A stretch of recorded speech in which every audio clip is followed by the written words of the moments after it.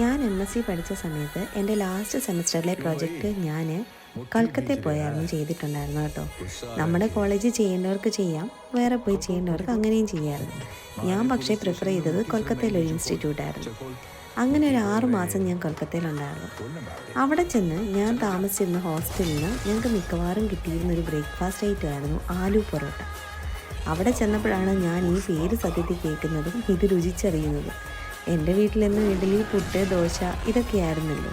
അതുകൊണ്ട് തന്നെ നമുക്കിതിനെപ്പറ്റിയൊന്നും വലിയ ഐഡിയ ഇല്ലായിരുന്നു. ആദ്യമായിട്ട് തന്നെയാണ് ഇങ്ങനൊരു പുറത്ത് പോകലുണ്ടായത്. അങ്ങനെ ഈ ഐറ്റം ടേസ്റ്റ് ചെയ്തപ്പോൾ എനിക്ക് ഭയങ്കര ഇഷ്ടമായി.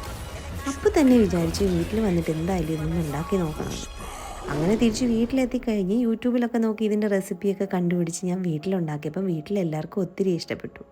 ഇപ്പം ഞങ്ങളുടെ വീട്ടിലുണ്ടാക്കുന്ന സ്ഥിരം ബ്രേക്ക്ഫാസ്റ്റ് ഐറ്റത്തിൻ്റെ കൂട്ടത്തിലൊരുത്തനായി ഈ ആലു പൊറോട്ടയും.